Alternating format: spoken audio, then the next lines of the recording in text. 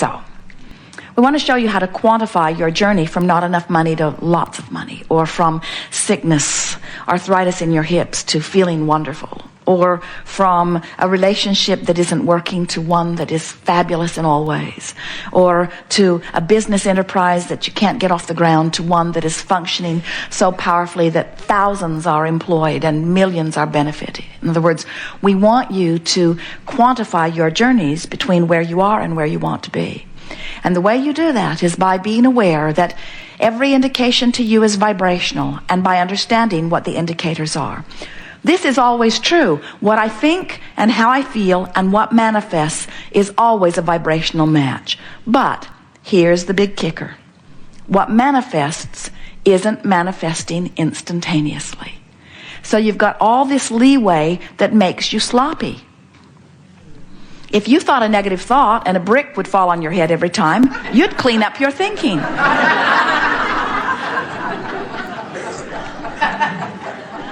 But you're not here to be punished about your thinking. You're here to understand your thinking. You're here to use your thinking, your focus, to create. And it is such a delicious experience to come into conscious awareness that what I'm thinking right now and what I'm feeling about it is setting into motion something in my vibrational future.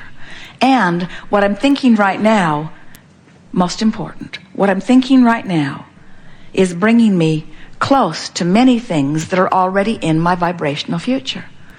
Can you see how someone could get their heart broken, and then they could get sick, and then they could lose all of their money, and then they could wreck their car all in the same week?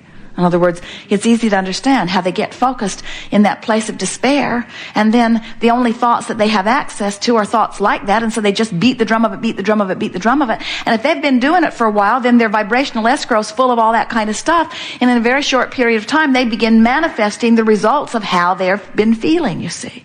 So we don't want you to be afraid of your vibrational escrow. It's full of wonderful things, too.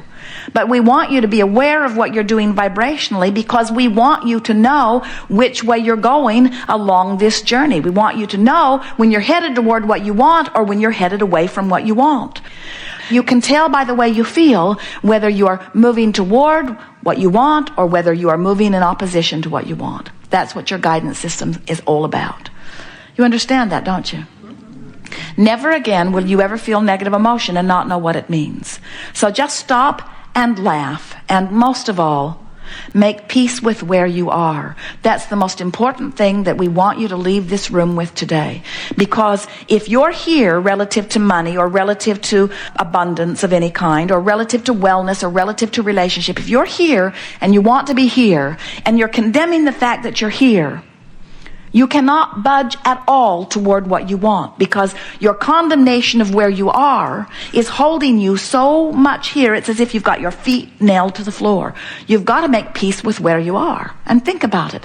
When you give yourself a break, or when you give somebody else a break, when you try to make it better, when you try to make the best of something, don't you feel relief when you do that?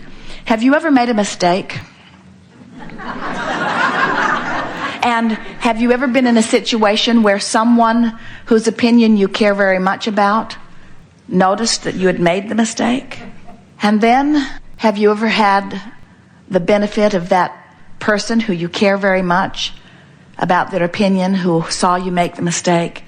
Have you ever seen them laugh and say, "Isn't that the way we all do?" Esther tells people, "The reason I'm so smart is because I've made all of those mistakes. I made them all."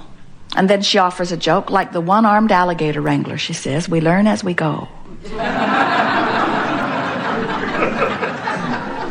In other words, looking for a way or a reason to diffuse the feeling. And when someone does that in the midst of your feeling uncomfortable about your mistake, what do you feel? You feel relief, don't you? In other words, someone has helped you make peace with where you are. When you try to make the best of something, you move closer into vibrational alignment with what you want. When you try to make the worst of it, you're moving in opposition. So, why does anybody make the worst of it? Why do you make the worst of something? Well, you make the worst of it because every fiber of your being knows that things are supposed to go well for you.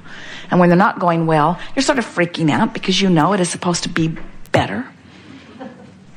And you've also had so many people say, now why did you do that? And so you've gotten in this habit of explaining. Because you know, most of the people around you don't really remember about this vibrational stuff. Most of the people around you are living very conditional love. They tell you, I live unconditional love, but they don't. What they're living is, when I see that condition, I feel good, so I'll vote for that. When I see that condition, I feel bad, so I'll vote against that. We'll do everything in our power to get that away from us. And we say, that's very conditional love. That's saying, change the condition so that I can have a better feeling response to the condition. And it never works. It never ever works, because when you're looking at the condition that needs to be changed, you're activating the condition that needs to be changed in you, and you are becoming more of the problem that you're wanting to solve. That's why terrorism is becoming more. In other words, you just cannot kill everybody that doesn't agree with you.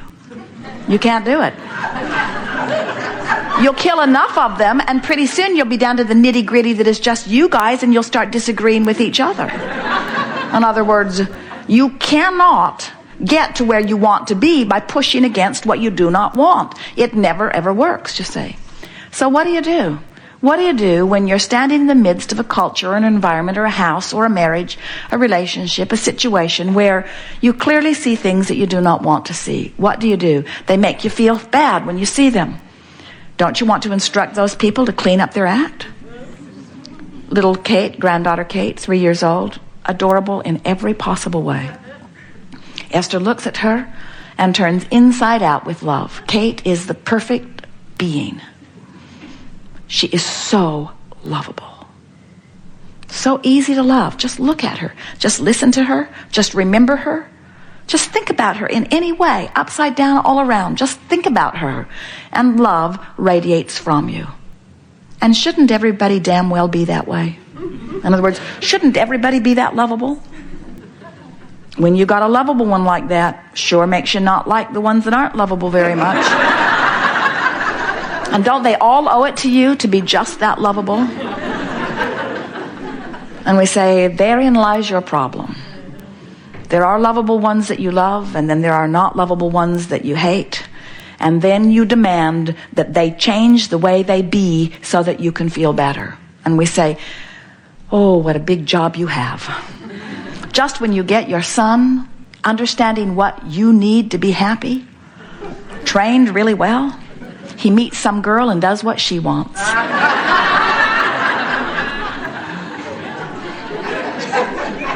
And if your happiness depends upon anybody else performing in any way to please you, it's no wonder you feel out of control, because they're all selfishly oriented too.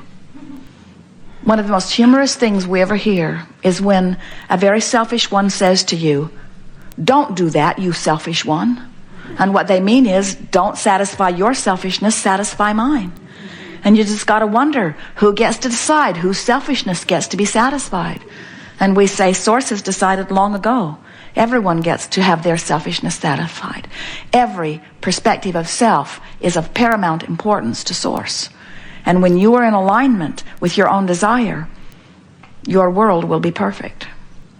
When you think about it, if every point of consciousness standing in every situation were preferring something and Source was answering every preference, then wouldn't the whole be better off?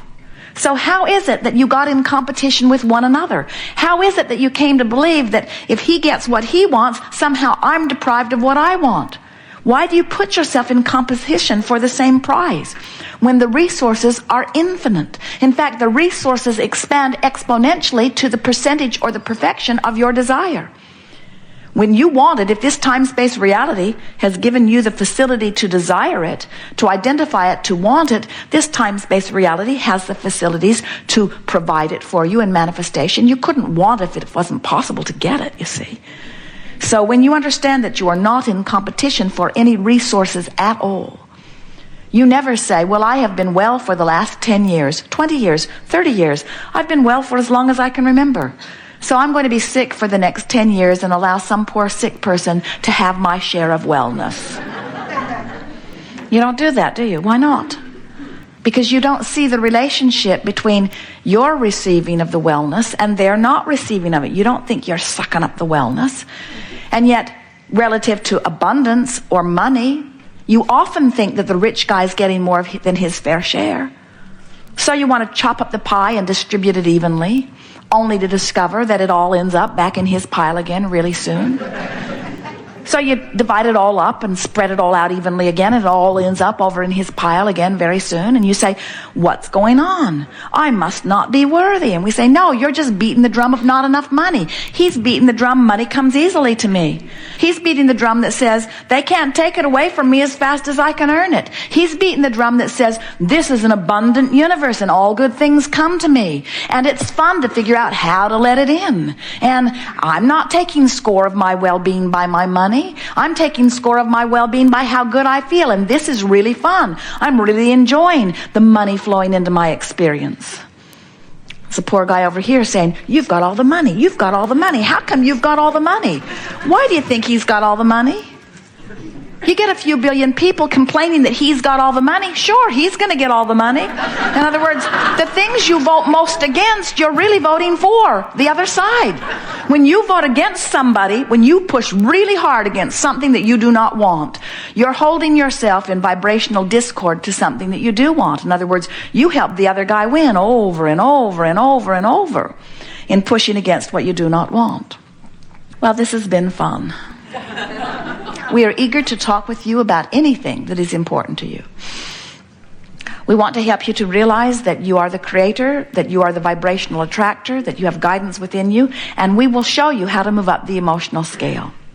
Can you separate the pain that you're feeling in your body from the emotion that you're having about it? Is it possible to hurt in your body and feel hopeful?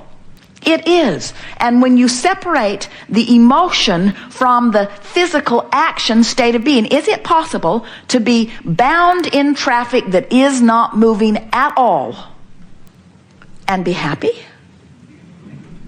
Or when you're bound in traffic that is not moving at all, to just owe it to the world to be frustrated out of your mind. Frustrated out of your mind, practice it often enough, and you will be bound in traffic everywhere you go, even where there usually is not traffic that is binding. The universe will find a way of helping you to rendezvous. You'll brush your teeth just that much longer. You'll take that one more phone call, or you'll forget what you're doing and turn left instead of right, and you'll find yourself right in the middle of what you've been practicing vibrationally.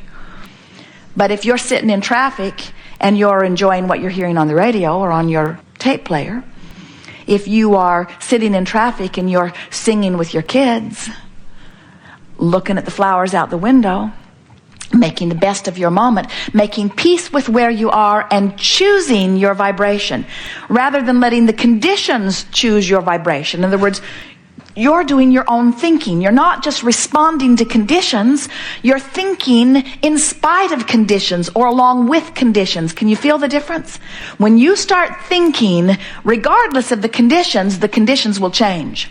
But if you only think about the conditions, nothing can change for you. You see it, you comment on it, you see it, you think about it, you see it, you tell others about it, you see it, you remember it, you see it, you comment on it, you see it, you tell others about it, and then it actualizes around you and you say, well, it's true. Shouldn't I tell the truth?